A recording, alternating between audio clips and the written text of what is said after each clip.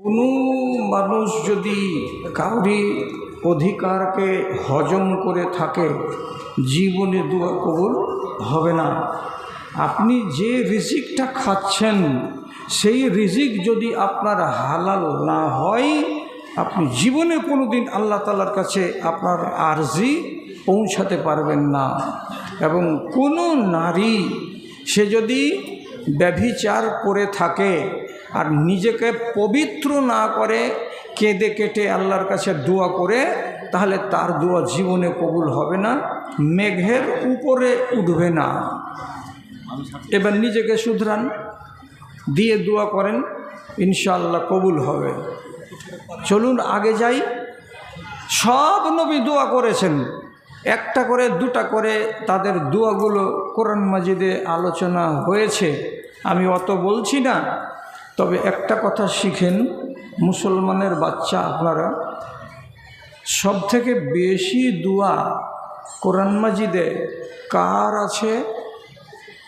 আপনি চট করে বলবেন আমাদের নবী হেড, ওনার চাইতে বেশি কার হতে পারে? তো মনে রাখবেন, আমাদের নবীর দোয়া অনেক বেশি, কিন্তু সেগুলো কোরআনের ভিতরে কম। কোরআনের ভাষা দিয়ে যেগুলো দোয়া এসেছে, এই দোয়ার ভেতরে মূল্যায়ন করে দেখেছেন ওলামায়ে দ্বীন, সব থেকে বেশি দোয়া করেছেন কে? আমাদের পিতা হজরতে ইব্রাহিম আলাইহিস সালাম। তিনি যত দোয়া করেছেন সবগুলো দোয়া কোরআন মাজিদে আছে এবং সবগুলো দোয়া কবুল হয়েছে। কিন্তু শুধু আমাদের পিতার একটি মাত্র দোয়া আল্লাহ তাআলা কবুল করেননি, ফেলে দিয়েছেন। কতটি দোয়া করেছিলেন তিনি? 10টা বলবো আজকে। আমার টাইম হলো 11:30 পর্যন্ত, মাঝখানে মাপ পেয়ে গেছি 15 মিনিট, এর ভিতরে আবার 15 মিনিট পকেট মারি করা আছে। এর মধ্যেই আপনাকে যতটি পারছি বলে দিচ্ছি। পহিলা নম্বর দোয়া হজরতে ইব্রাহিমের কবুল। সেটা কি? তিনি বলেছিলেন যে রাব্বে হাবলি মিনাস সলিহিন, আল্লাহ আমাকে একটা ছেলে দান করো। আল্লাহ ছেলে দিয়ে দিয়েছেন। 89 বছর বয়সে, কত? 89 বছর বয়সে হজরত ইব্রাহিম আলাইহিস সালাতু ওয়াস সালাম একটা বেটার মুখ দেখলেন, তার নাম ইসমাইল, এর মার নাম হাজেরা। তারপরে 92 বছর বয়সে আরেকটা স্ত্রী ছিল, ওটা হলো আগেকার স্ত্রী, তার নাম হলো সারা। তার পেট থেকে রব্বুল আলামিন একটা সন্তান দিলেন, ওর নাম হলো ইসহাক।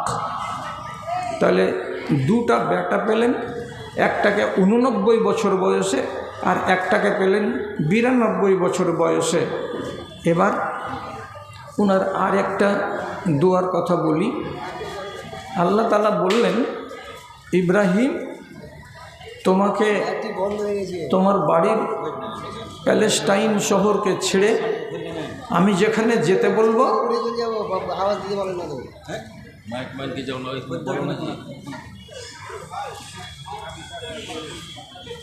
তোমাকে যেখানে যেতে বলবো সেখানে চলে যেতে হবে। তখন হযরত ইব্রাহিম আলাইহিস সালাতু ওয়াস সালাম আল্লাহকে বললেন, পরবর্তীকার, তোমার আদেশ শিরোধার্য। এখানে আমার 2টা বিবি আর আমার 2টা বিবির একটা করে বাচ্চা। তাফসীর লিখছে যে আসল বিবি হচ্ছে সারা, আর হাজেরা হলো সারার দেয়া দাসী। তো দাসীর পেটের ছেলে হয়ে গেল আগে, আর আমি হইলাম মেন মালকিন, আমার ছেলে হলো না। যদি হয়ে গেল আগে, তো এইটা জিনিস একটু বাক বিতণ্ডার। তাফসীরে তাবারি উনি লিখেছেন যে হজরতে সারা নিজের স্বামী ইব্রাহিমকে ডেকে বলছেন ফাইন্নাহা লা ইউসাকিনুনি ফি বালাদি। হে আমার স্বামী, এই যে আমার সামনে আমার সতীনটা আছে, এই সতীন কিন্তু এখানে আমার সাথে থাকতে পাবে না। আমি থাকব প্যালেস্টাইনের মাটিতে এবং সতীনকে অন্য জায়গায় রাখতে হবে। কোথায় তুমি নিয়ে যাবে সেটা তোমার ব্যাপার। শেষে আল্লাহ ইলহাম করলেন, তুমি তোমার বাড়ি থেকে একেবারে এরোপ্লেনে 3.5 ঘন্টা 4 ঘন্টার রাস্তা দক্ষিণ দিকে একটা বিরান জায়গা, গাছ নেই, গাছড়া নেই, বাড়ি নেই, ঘর নেই, কোনো মানুষ বাস করে না। কোনো এক সময়ে সেখানকার কোনো লোক আল্লাহর ঘরটাকে বানিয়ে রেখেছিল, সেটাও কিন্তু সকাল বিকাল ওই কাবার চারিদিকে কেউ ঘোরাফেরা করতো না, আবাদ হতো না। এমন নির্জন বিরান জায়গাতে তোমার বাচ্চাকে এবং তোমার বিবিকে ফেলে দিয়ে আসো। হাজি 4 মাস 5 মাস বয়সের বাচ্চা, তাকে ফেলে দিয়ে আসতে বলছেন। কোথায়? তো বর্তমানে যেটা মক্কা শহর, সেথায় ইব্রাহিম নবী রেখে দিয়ে এলেন। তো পয়েন্ট ভাববার কোনটা, তিনি যদি সাথে থাকতেন, দূরে যাও এই ছেলেগুলো, ওই দূরে যাও, এখানে আকারটিকে আমি টেনে নেব, তোমরা ওইদিকে যাও, পূর্ব দিকে যাও, চলে যাও ওইদিকে, যেগুলো লোক এখানে আসতে পারবে না ওখানে যাও। আর 12 মাস এমনি করে চাদর লিয়া ঘুরিও না, একবার করে বাছুর ছাড়ে সকালে আর একবার ছাড়ে বিকেলে, সব সময় ঘুরিও না, এগুলো দেখে খারাপ লাগছে। রেখে দিলেন, দিয়ে থাকবেন সাথে, তো এত দূর এলাকা উনি রেখে দিয়েছেন। খেজুরের পুকলিটা আর 2 বোতল পানি মশকে দিয়ে চলে যাচ্ছেন এদিকে। এখান থেকে যখন তারানগরের ত্রিমোহনীতে পৌঁছেছে, বিবি হাজেরা বলছে, কোথায় যাচ্ছ? উত্তর নেই। ফের হাঁটছেন, আবার প্রশ্ন করছেন, কোথায় যাচ্ছ? কোনো উত্তর নেই। 3 বারের বার হাজেরা বলছেন একই কথা স্বামীকে বারবার বলা ঠিক নয়, অন্য প্রশ্ন করি। এবার 3 বারের বার বেটি ছেলে হয়ে আওয়াজ মারল, একবারে গগনভেদী আওয়াজ, ইয়া ইব্রাহিম আমারাকাল্লাহ বেহাজা। এই স্বামী ইব্রাহিম, এই রকম করে নির্জন জায়গাতে বালুর চরে একটাও মানুষ নাই, ছায়া যে আছে সেখানে গিয়ে বসবো কোলের বাচ্চাটাকে নিয়ে, একটুও ছায়া নাই। এমন নির্জন এলাকায় তুমি যে আমাকে রেখে দিয়ে চলে যাচ্ছ, কেন যাচ্ছ এটা আমি বলছি না, আমার প্রশ্ন হলো আমারাকাল্লাহ বেহাজা, আল্লাহ রাব্বুল আলামিন কি তোমাকে এইভাবে ফেলে দিয়ে যেতে বলেছেন নাকি? তখন নবী ইব্রাহিম ওখান থেকে বলছেন, না, হ্যাঁ আমাকে এইভাবে ফেলে দিয়ে যে বলেছেন। তখন বিবি হাজেরা বলছেন, একদম সহি হাদিস, এসান লা ইউজিউনা, তাহলে তো আমার মালিক আল্লাহ তাআলা আমাকে বরবাদ করবেন না, আমার ছেলে বরবাদ হবে না। সেদিন ইব্রাহিম নবীর বুখারীর রিওয়ায়াতে লেখা আছে, 10 রশি দূরে গিয়ে আল্লাহর কাছ থেকে এমনি করে হাত তুলে তুলে তুলে তুলে দোয়া করে বলেছিলেন। কি বলেছিলেন দোয়াতে? হাফিজ হলে তো খুব ভালো হতো, কিন্তু আমার বাপ আমাকে হাফিজ বানায়নি। তো তিনি একটা দোয়া করছেন, কি, রব্বি জাআল হাযাল বালাদা আমিনা, হে আল্লাহ এই শহরটাকে তুমি নিরাপদ শহর বানাও, নিরাপত্তার শহর বানাও, শান্তির শহর বানাও। একটা দোয়া হলো। এখন এইটা দোয়াকে ভাঙিয়ে দেখেন তো, সৌদি আরবের মাটিতে, বিশেষ করে মক্কার মাটিতে আপনি জীবনে কোনো দিন মারাপানি, খুনাখুনি, হানাহানি দেখতে পাবেন না। চারিদিকে 18 থেকে 19 কিলোমিটার চৌহদ্দির মাঝখানে রব্বুল আলামিন কানুন করে রেখেছেন, কি, হারাম শরীফের ভেতরে কোনো একটা গাছের পাতাকে কারণে কাটা যাবে না। হারাম শরীফের ভেতরে কোনো একটা জানোয়ারকে শিকার করা যাবে না। হারাম শরীফের ভেতরে কোনো মানুষ যেন আপসের ভেতরে বিবাদ না করে, লড়ালড়ি না করে। নবী ইব্রাহিমের কথাটা আজ পর্যন্ত রব্বুল আলামিন সত্য করে কায়েম রেখেছেন। ওখানে মারামারি হয় না, ওখানে কাটাকাটি হয় না, ওখানে হানাহানি হয় না, ওখানে ঝগড়া বিবাদ হয় না। শান্তির নগরী যদি দেখতে চান তো সেটাই হলো রহমতের নগরী। 2-3টা লোক খালি এমনি করে হ্যাঁ বলিয়েন। ইমাম সাহেব নমাজ পড়াইতে যাবেন, বিশ্ববিখ্যাত ইনারা আলেম, তাদের দুশ্মন হতে পারে লুকিয়ে এসে, তার জন্য এদিকে 4টা এদিকে 4টা পুলিশ তাদের হেফাজত করে যেখানে খাড়ো হবেন এখান পর্যন্ত নিয়ে আসে। ওরা ওই 8জন লোক নমাজে দাঁড়ায় না, ইমাম সাহেবের ডানে আর বামে তার হেফাজতের জন্য দাঁড়িয়ে থাকে। আপনারা যদি না দেখে থাকেন তো বেটাকে বললেন যে বেটা আমাকে একবার দেখাও।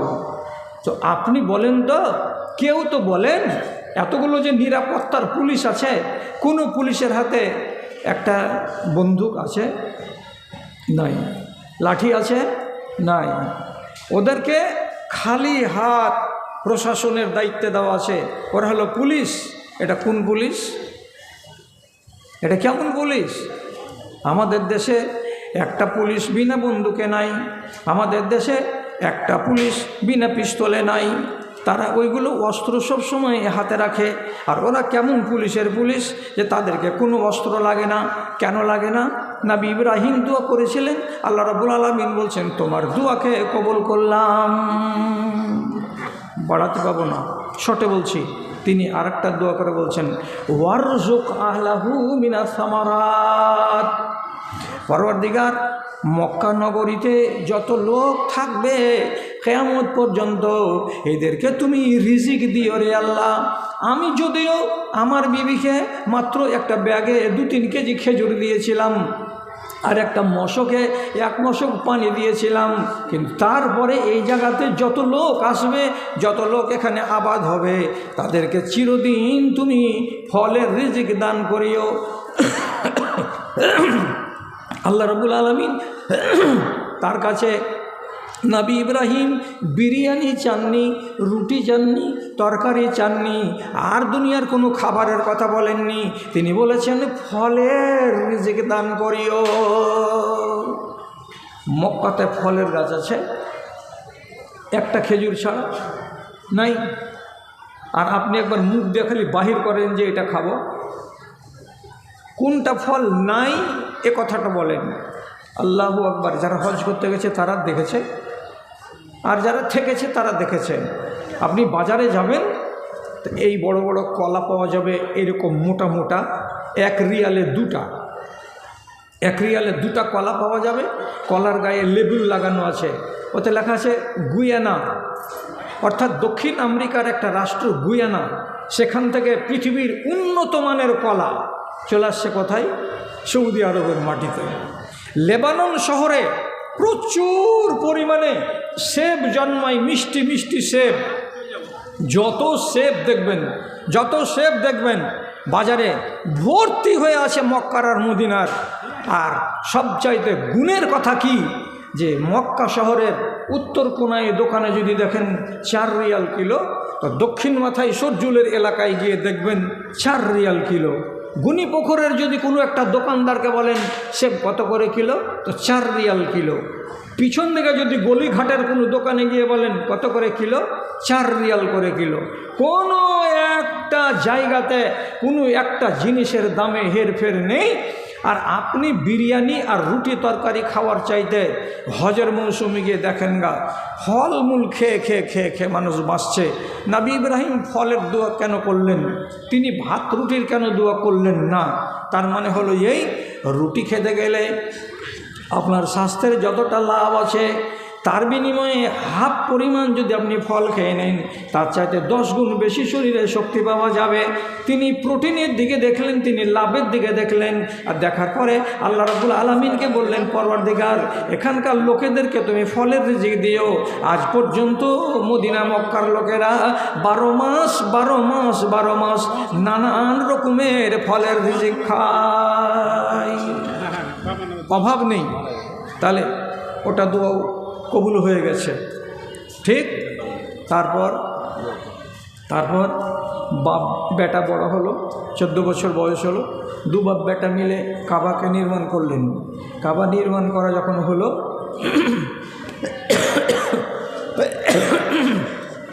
তখন হযরত ইব্রাহিম আল্লাহ তাআলার কাছে দোয়া করে বলছেন, এটা আমার আর একটা দোয়া।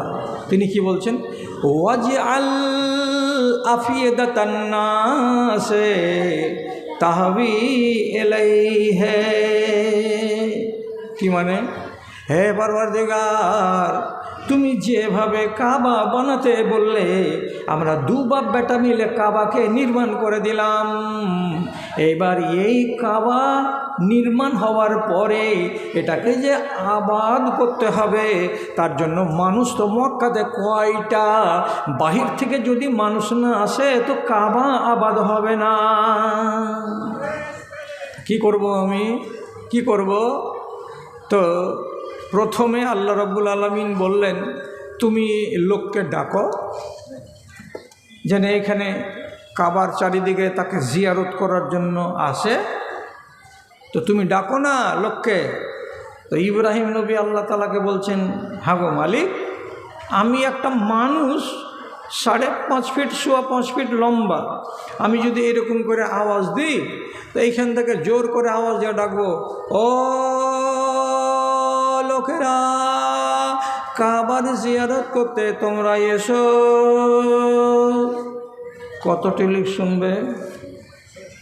খুব বেশি যদি শুনতে পাই তা হাঁড়িপাড়া, খুব বেশি যদি শুনতে পাই তো এই গ্রামের দক্ষিণে যেটা বাড়ি আছে সেই বাড়ি, এইটি লোকে কাজ চলবে। আল্লাহ তাআলা বলছেন, আলাইকা আন্নিদাউ ওয়া আলাইয়াল বালাগ। তুমি আওয়াজ দাও, দিয়ে ডাকো, আর সেই আওয়াজটাকে দুনিয়ার প্রান্তে প্রান্তে পৌঁছে দেওয়ার দায়িত্ব আমি আল্লাহ নিয়ে রাখলাম। তুমি আওয়াজ দাও।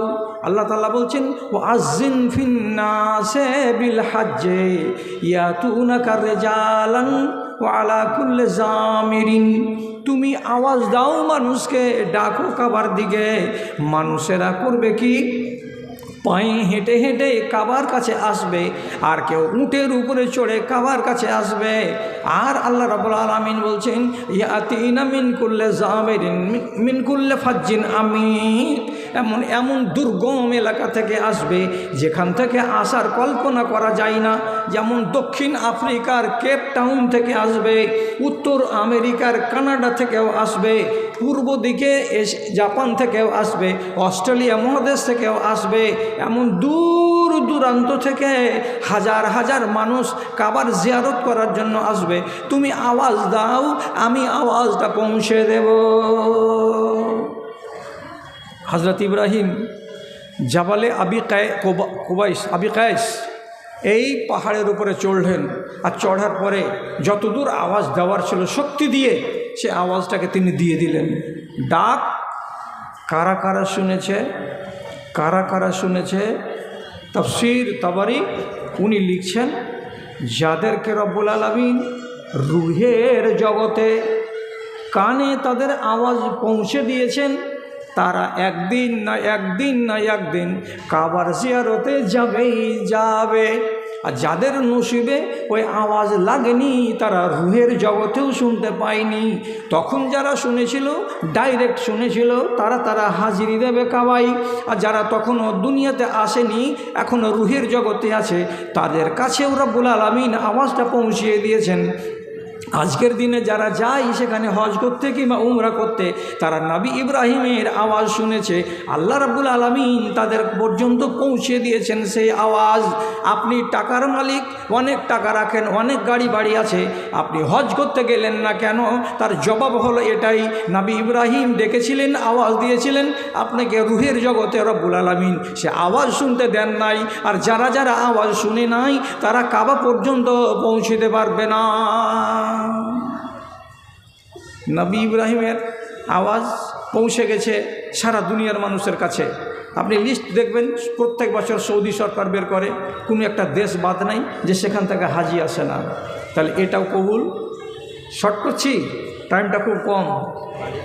তিনি একদিন আল্লাহ তাআলার কাছে দোয়া করে বলছেন, পরওয়ারদিগার, আর একটা দোয়া আছে আমার। কি? তো বলছে ওয়াজনুবনি ওয়া বানিয়া আর নাবুদাল আসনাম, এই পরওয়ারদিগার আমি তোমার কাছে আরাধনা করছি, আমি এবং আমার বেটা, তার বেটা তার মানে পোতা, তার বেটা মানে তার পোতা, আমার বংশের কোনো লোক যেন মাটির খোদার পূজা না করে, আমার বংশের কোনো মানুষ যেন এই মাটির তৈরি করা খোদাগুলোকে ইবাদত না করে, এখান থেকে তুমি তাদেরকে বাঁচিয়ে রাখো। নবী ইব্রাহিম নিজের বংশের ভেতর থেকে উৎখাত করে দিলেন কাকে? মাটির পূজাকে। আল্লাহ রাব্বুল আলামিন সেটাও কবুল করে নিলেন। বংশে একটা কথা যে বলে দিয়েছেন নবী ইব্রাহিম যে কেউ মাটির খোদার পূজা করবে না, ওখানে জুড়ে দিয়েছেন আর একটা কথা যে আল্লাহ তুমি আমার নসলের মধ্য থেকে নবী দিও, নবী দিও, ওয়াবাস ফীহিম রাসূলা, এই সিলসিলা থেকে তুমি একটা নবী দান করিও। তা আগে বললেন কি, এরা যেন মাটির খোদার পূজা না করে, আর এদের মধ্য থেকে তুমি একটা নবী দিও।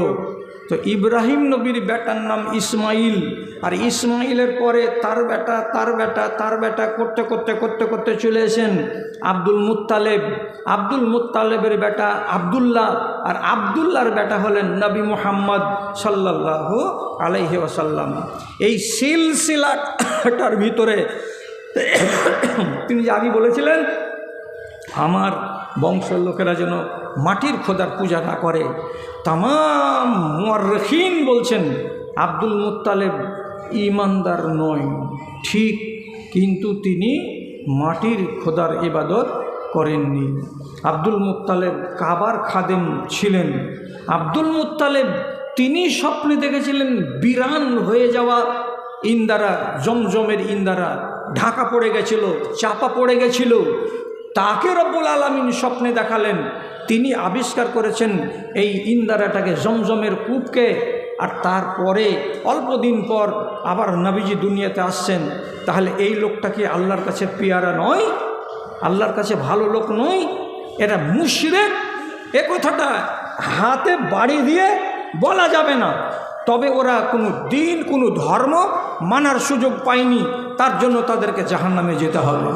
আল্লাহ পাকের নবী, তার বাপ আবদুল্লাহ, তার সম্বন্ধে কি কথা আছে? এক দেহাতি জিজ্ঞেস করে বলছেন নবীজিকে, আল্লাহ রসুল আমার বাপ কোথায়? তো রসুল বলছেন হুয়া ফিন্নারে, তোমার বাপ জাহান্নামে। মনটা বেজার হয়ে গেল। চলে যখন যাচ্ছিল ওইখান থেকে বেজার হয়ে, তখন রসুলকে ডাকছেন যে শোনো শোনো শোনো শোনো শোনো। কাছে যখন এলো লোকটি, তখন রসুল বলছেন আবুকা ও আবি ফিন্নার, তোমার বাপ যেমন জাহান্নামে যাবে তেমনি আমারও বাপ জাহান্নামে যাবে। কেন? মাথা হালকা করো, তোমার বাপ দিন পায়নি, ধর্ম পায়নি, বেদিন হয়ে মরে গেছে। আমার বাপ দিন পায়নি, এটা আলাদা কথা, কিন্তু তাই বলে তারা মাটির খোদার পূজা করেনি। এই বংশের আল্লাহ রাব্বুল আলামিন কতদিন পরে দিলেন? ঐতিহাসিকগণ বলছেন ৩,৫০০ বছর পর ইব্রাহিম নবীর নসলে, ইসমাইলের আওলাদের কুলে আজকে পয়দা হয়ে গেলেন আমাদের শেষ নবী হজরতে মুহাম্মদ মুস্তাফা সাল্লাল্লাহু আলাইহি ওয়াসাল্লাম। তাহলে নবীও পেয়ে গেলেন, বংশের লোকেরা যেন মাটির পূজা না করে তাও পেয়ে গেলেন। তবে একটা কথা ইতিহাসে সত্য সত্য লেখা আছে এবং বুখারীতে তার আলোচনা এসেছে, সেটা হলো এই আরবের লোকেরা মাটির পূজা করতো না। তাদের ভেতরে রসুলুল্লাহর জন্মের মোটামুটি 40-50 বছর আগে একটা লোক আরবের মাটির মক্কা নগরের আমর ইবনে লুহাই, এই লোকটা গেছিল সিরিয়াতে ব্যবসা করতে। ওখানে দেখেছিল মাটির খোদার পূজা, সেখান থেকে একটা মাবুদকে উঠিয়ে নিয়ে এসেছিল মক্কায়, আর দিয়ে সিস্টেম চালু করলো এই প্রতিমার পূজারি। তার জন্য রসুলুল্লাহ রাগ করে বলেছেন, আমি স্বপ্নে দেখেছি কাকে? এই আরব বংশীয় লোক আমর ইবনে লুহাইকে, যে সে তার ভুঁড়িগুলো বাইরে জাহান্নামে পড়ে আছে, আর কলুর ঘানি যেমন চারিদিকে ঘুরে, তেমনি এই শয়তান তার ঘুঁটির চারিদিকে সারাটা দিন ঘুরতে আছে। কেন?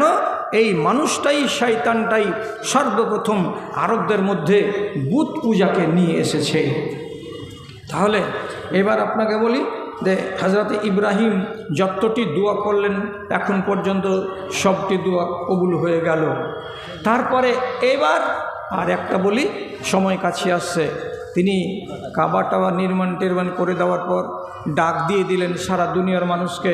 দেওয়ার পরে আল্লাহ তাআলাকে বলছেন, আল্লাহ লোকেরা যে আসবে ভারতবর্ষ থেকে, পশ্চিমবাংলা থেকে, তো এসে এরা কি করবে এরা?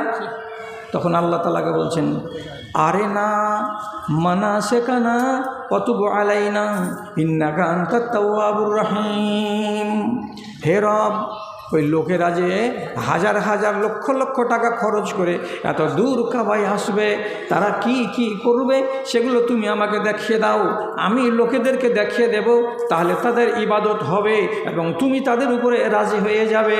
আল্লাহ রাব্বুল আলামিন সঙ্গে সঙ্গে জিবরিল আমিনকে পাঠালেন, জিবরিল তোমাকে যেভাবে বলছি সেভাবে যাও এবং আমার নবী ইব্রাহিমকে আর তার স্ত্রীকে সাথে করে নিয়ে যেখানে যেখানে যেতে বলছি আর যেভাবে যেভাবে করতে বলছি সেভাবে করো, আর করার পরে আমার নবীকে সবগুলো বিধান শিখিয়ে দাও। জিবরিল এলেন 8 তারিখের দিন, জিলহিজ্জা মাস, ইব্রাহিম নবীকে আর স্ত্রীকে সাথে করে নিয়ে এক পা দুপা করে হাঁটতে হাঁটতে মক্কা কাবা থেকে মাপ করে দেখতে গেলে 7 কিলোমিটার পূর্ব উত্তর দিকে একটি জায়গা, তার নাম হলো মিনা। ওখানে নিয়ে গেলেন। ওখানে নিয়ে যাওয়ার পরে তিনি ইশারা করে বলছেন, ইব্রাহিম এই জায়গাটা হচ্ছে মানুষের আকাঙ্ক্ষার জায়গা, এখানে আসবে, এসে তুমি নামাজ পড়বে, রাতটা কাটাবে। রাত কাটা হয়ে গেল, সকালবেলাই হলো 9 তারিখ। তখন হযরত জিবরিল এরা দুজনকে সাথে করে নিয়ে হাঁটতে চলে গেলেন ওইখান থেকে আর 9 কিলোমিটার উত্তর পূর্ব দিকে, জায়গাটার নাম হলো আরাফা। দিয়ে হযরত জিবরিল বললেন, এই জায়গাটা হচ্ছে এত পাক এবং এত ফজিলতের জায়গা, এইখানে যদি তুমি এবং তোমার বেটারা প্রাণ খুলে আল্লাহ রব্বুল আলমিনের কাছে কোনো জিনিস চাই, আরাধনা করে, তো সেই জিনিসটাই তাকে দেওয়া হয়। এই জায়গাটা অত্যন্ত মূল্যবান। কেন আরাফা সেগুলো বলতে পাবো না আমি এখন, ওগুলো পরের আলোচনাতে হবে। ওখানে থেকে সন্ধ্যাবেলায় যখন সূর্য ডুবে গেল তখন তাদেরকে সাথে করে নিয়ে হযরত জিবরিল উল্টো পথে হাঁটা দিলেন। এখান থেকে গেছিলেন 9 কিলোমিটার, ওখান থেকে ফেরত পথে আসলেন 5 কিলোমিটার একটা জায়গা, সেই জায়গাটার নাম হলো মুজদালফা।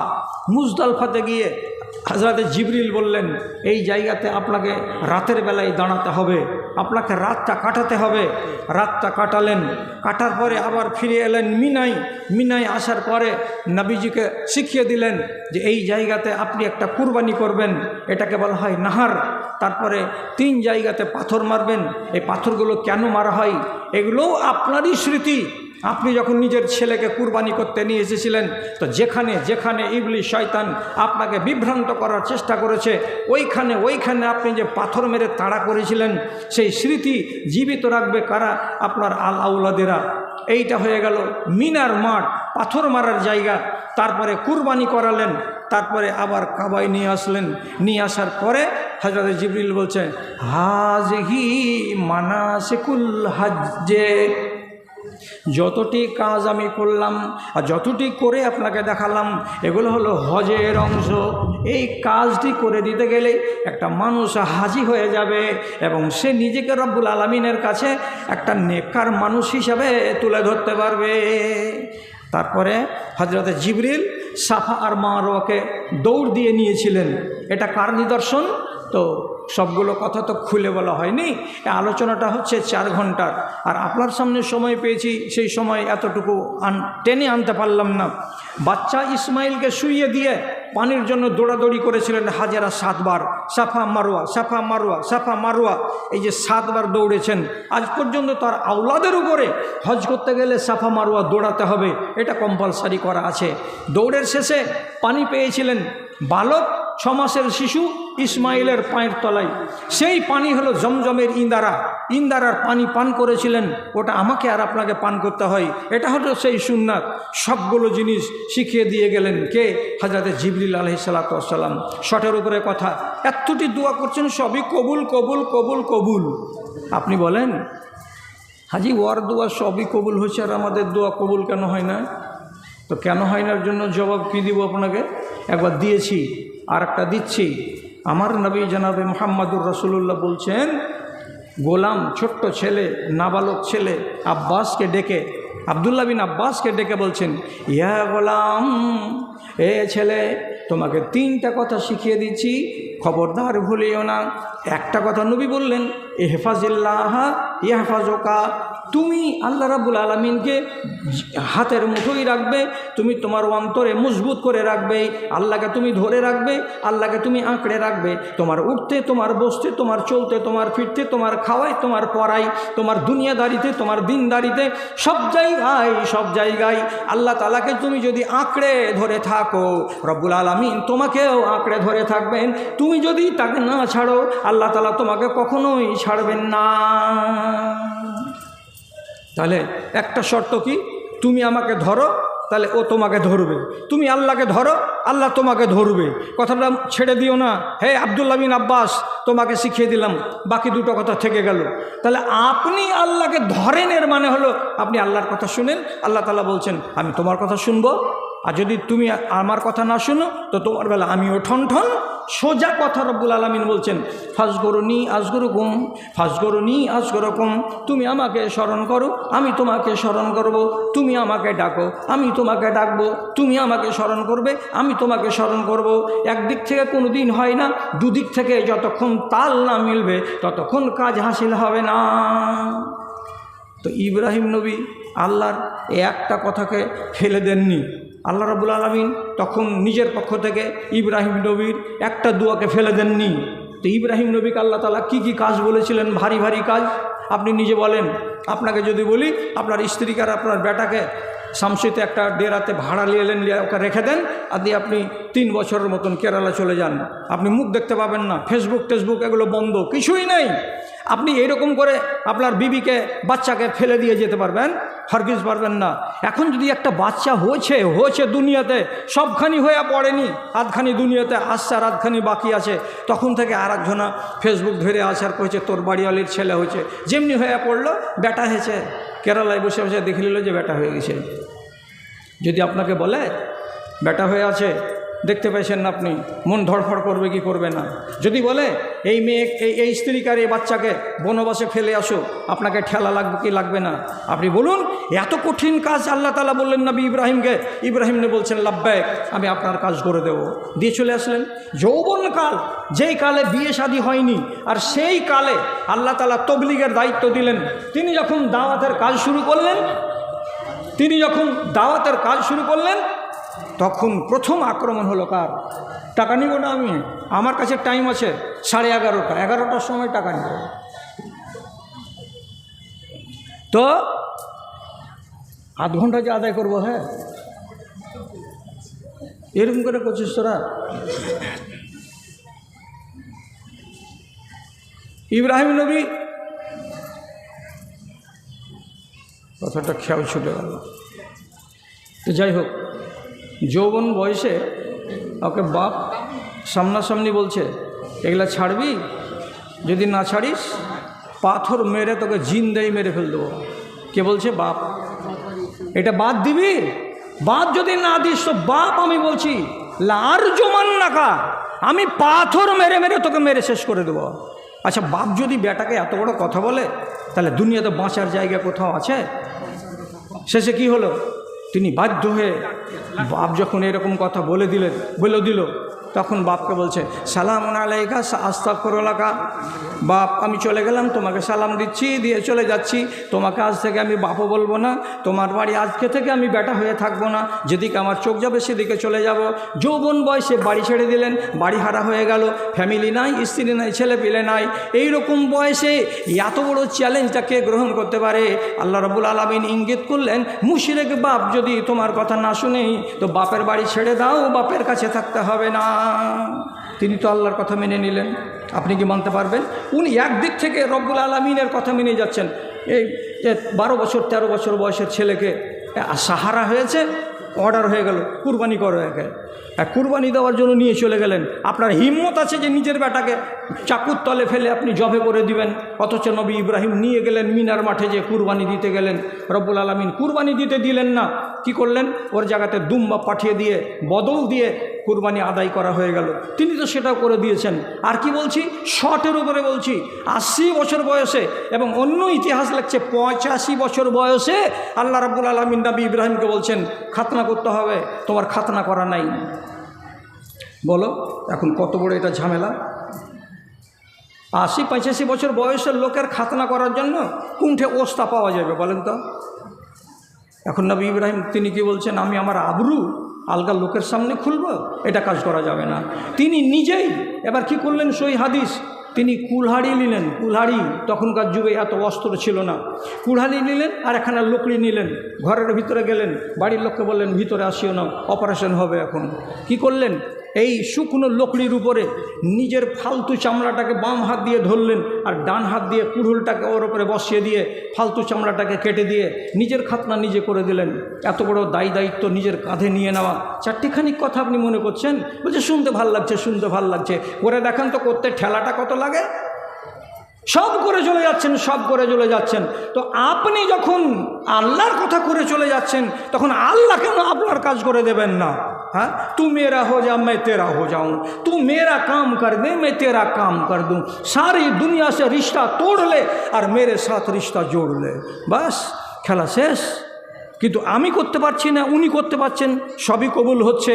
তবে একটা কথা, একটা তো কিছু বিসমিল্লাহ বলে থাকবে, একটা দোয়া আল্লাহ রাব্বুল আলামিন কবুল করেননি। কেন? বাপের জন্য নবী ইব্রাহিম বলেছিলেন, সূরা শূরাতে লেখা আছে এই কথাটা। কি বলছে আয়াতটা, যে ওয়াগফিরলি আবি ইন্নাহু কানা মিনাজ জালিন। আয় আল্লাহ তুমি আমার বাপকে মাফ করে দিও, আমার বাপ হলো একটা গুমরাহ ইনসান।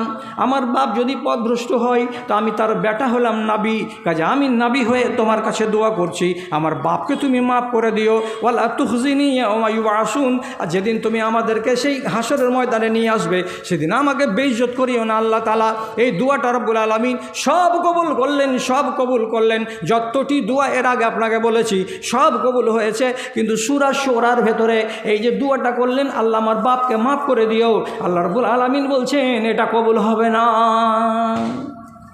তবু হাসরের ময়দানে নবী ইব্রাহিম নিজের বাপকে খাড়ো করে সামনাসামনি করেছে, আল্লাহ আমার বাপকে বকশে দাও। আল্লাহ তাআলা বলছেন এটা হবে না। তো তোমাকে বেইজ্জত করবো না, তুমি যে বলেছিলে যে আল্লাহ আমাকে অপমান করিও না কিয়ামতের দিন, তো তোমাকে অপমান করব না। তার জন্য আল্লাহ তাআলা কি করলেন, নবী ইব্রাহিমের সামনে তার বাপকে জিবরিলকে দিয়ে তার শেকেলকে বদলে দিলেন শিয়ালের মতো করে। খাল উঠা আছে, গায়ে লুহু লেগে আছে, ওই রকম জিনিসটাকে ইব্রাহিম নবী উপর দিকে চোখ করলেন। 1 মিনিটে বদল করে দেওয়া হলো নবী ইব্রাহিমের বাপ আজারকে। আর ইব্রাহিম নবী পায়ের তলে এমন জানোয়ারকে দেখে চমকে উঠলেন, পা দিয়ে এমনি করে লাত মারলেন, সাথে সাথে জিবরিলকে ধরে চালিয়ে দিলেন কোথায়, জাহান্নামের ভেতরে। জাহান্নামে যখন চলে গেল তখন জিবরিল বলছেন নবী ইব্রাহিমকে, এটা কে গেল জাহান্নামে? বলছে এটা তোমার বাপ আজারকে শিয়ালের আকার দিয়ে, লোমড়ির আকার দিয়ে তাকে জাহান্নামে ফেলা হলো। মানুষের মতো করে যদি জাহান্নামে দেওয়া হতো তাহলে তুমি বড্ড কষ্ট পেতে, আর তুমি আল্লাহকে বলতে, আল্লাহ তুমি আমাকে অপমান করিও না, আল্লাহ রাব্বুল আলামিন তোমাকে অপমান করবেন না বলে তার শেকেলকে বদল করে তোমার চোখের সামনে তাকে জাহান্নাম দেওয়া হলো। তাহলে আল্লাহ রাব্বুল আলামিন একটা দোয়া কবুল করেনি নবী ইব্রাহিমের, আর বাকি যতগুলো দোয়া করেছেন সব কবুল করা হয়েছে। আপনি সে প্রস্তুতি নেন, আপনি যদি নিজের ভেতরে ওই মানসিকতা তৈরি করতে পারেন, তাহলে আপনি আর আল্লাহ এই দুজনেরই তো লেনা দেনা সংসারে, কেন কবুল করবেন না আল্লাহ রাব্বুল আলামিন? অবশ্যই কবুল হবে। যাই হোক, আমাদের আজকে মেহমান আছেন দূরের লোক, যাকে আপনারা কেউ দেখেননি, তিনি এখন তাড়াতাড়ি করে চলে আসছেন। এই কয়েক মিনিটের ভেতরে আপনারা দয়া করে আল্লাহর ওয়াস্তে এতক্ষণ ধরে যেটা গামছাতে দিলেন, আমি আপনাকে আহ্বান জানাচ্ছি আল্লাহর ওয়াস্তে মেহেরবানি করে একটু ভালো ধরনের দানগুলো নিয়ে উঠে আসেন। যারা যারা দিবেন মনে করেছেন, এটা মাদ্রাসা আপনার মুখাপেক্ষী আপনার দিকে তাকিয়ে থাকে যে এই লোকগুলো আসবে আর বছরের মাথায় একটা দান আমাদেরকে দিবে, একটু ভালো দানগুলো নিয়ে আসো। আচ্ছা আলহামদুলিল্লাহ। একটা ছোটো ছেলে 500 টাকা, এটা কার দান? আচ্ছা আপনার 3000 টাকা। এই মাদ্রাসার পড়োশি আমার বন্ধু মাওলানা নাইমুদ্দিন ইসলাহি সাহেব, উনি মাদ্রাসাকে 3000 টাকা দান করলেন। আল্লাহুম্মা সাল্লি আলাইহি আল্লাহুম্মা বারিক আলাইহি। জনকল্যাণ নার্সিং হোম কত টাকা? 10,000 টাকা। জনকল্যাণ শামসি মতিগঞ্জ নার্সিং হোম, সে আজহার শাহজাহানের ভাই, হ্যাঁ 10,000 টাকা। আল্লাহুম্মা সাল্লি আলাইহি। আজহার 5,000 টাকা উনি দিয়েছেন। আজহার কোথাকার? ওই শাহজাহানের ভাই। শাহজাহানের ভাই।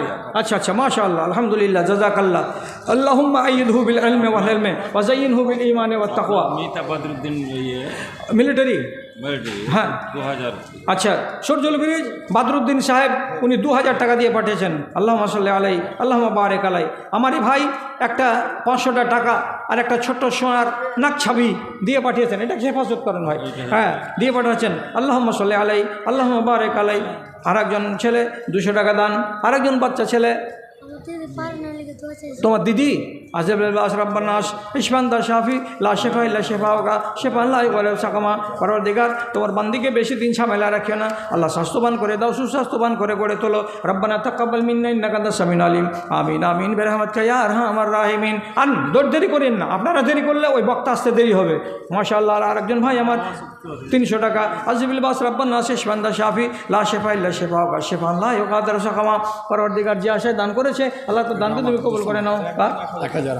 হ্যাঁ, মুলবি আব্দুল সামাদ 1000 টাকা মাদ্রাসাকে দান কবুল করো তুমি পাক সুবহান মিটা দাতা মুনারমান আমিন আমিন। আরেকজন আমার ভাই 1000 টাকা দিয়েছেন। আল্লাহুম্মা সাল্লি আলাইহি আল্লাহুম্মা বারিক আলাইহি। কোথায় বাড়ি? কোথায় হলো? তারানগরে। কালাই আছে নাকি? কালাই আছে? আচ্ছা আলহামদুলিল্লাহ। এই কালাইটা ভাই 10 কেজি কালাই। হাড়িপাড়ার থেকে চেকের মাধ্যমে টাকা হয়েছে 51,177 টাকা। ওগুলো কি সব গায়েরই দিবে তো? আমি বলেন না আপনি, তো খালি তোমার পাড়াটা করবো? হ্যাঁ আমার পাড়াটা। আচ্ছা, আদায় করে সেটা বলছি। হাড়িপাড়ার 51,177 51,177 টাকা। হ্যাঁ, আর একটা হচ্ছে বালি, হায়াত আলীর স্ত্রী নাহার সোনার বালি দিয়েছে 2.5 আনা। একটা বালি দিয়েছে। আচ্ছা, আর হাড়িপাড়ার তরফ থেকে 4 কুইন্টাল চাল। আর 4 কুইন্টাল চাল। তাহলে এখানে 3 ধরনের দান। এটা শুনতে পেলেন? এই যে সোনার বালিটা আপনারা রাখেন। আচ্ছা, বাপ মানে আচ্ছা আচ্ছা, সোনার বালি যে দিয়েছে আজিবিল বাস রব্বান্নাস ইসমান্দা শাফি লা শেফা ইল্লা শেফাওকা শেফা লা ইউগাদিরু সাকামা। হে রব্বে করিম, তুমি হাকিমের হাকিম, তুমি ডাক্তারের ডাক্তার। অসুস্থ অবস্থায় পড়ে আছে তোমার বান্দি, আল্লাহ তুমি তার আজমাইশকে লম্বা করিও না, খুব তাড়াতাড়ি তুমি শেফায়ে কামেলা আজেলা দান করো। আয় আল্লাহ, তুমি হাকিমের হাকিম, ডাক্তারের ডাক্তার, তোমার দ্বারে আমরা দ্বারস্থ হয়েছি, পরওয়ারদিগার তুমি মেহেরবানি করো। আমিন আমিন বিরহমাতিকা ইয়া আরহামার রাহিমিন। আরেকজন ভাই আমার 500 টাকা দান কবুল করো পাক সুবহান মিটা দাও তাদের মুনারমান। তাদের কেউ যদি থেকে থাকে কবরেতে তরাইয়া নিবে তুমি নিজের রহমতে। রব্বানা তাকাব্বাল মিন্না ইন্নাকা আনতাস সামিউল আলিম। আমিন আমিন বিরহমাতিকা ইয়া আরহামার রাহিমিন। আচ্ছা, যে লোক কটা আপনারা আছেন মনে মনে ভাবছেন কি যে সবাই দিয়ে শেষ করে দিয়েছেন? এটা কি ঘটনা ঘটেছে? যদি এটা ঘটে থাকে তাহলে নিশ্চয়ই কিছু কম সম করে দিয়েছেন। এই জন্য আমি বললাম আবদার করে যে একটু বিশেষ ধরনের, একটু ভালো করে, তার মানে বাৎসরিক 500টা করে টাকা তো কমসে কম আপনারাকে দিতে হবে। 5 সেকেন্ড। আসসালামু আলাইকুম।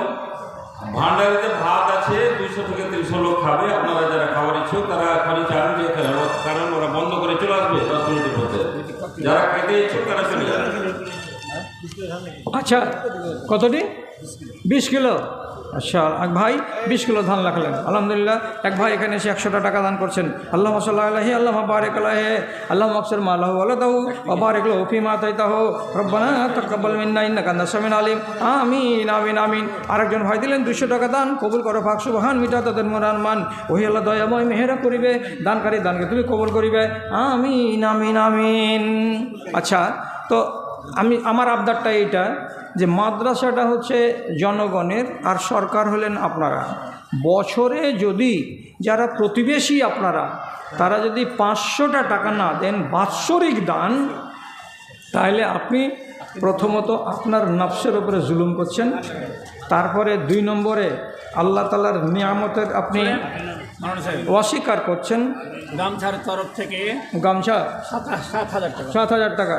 কেউ গেছিল যেটা ছেলে পিলে আমাদের, তো গামছাতে এলো এখন 7,000 টাকা। এ ভাই উনি দিয়েছেন 1200 টাকা, আলহামদুলিল্লাহ।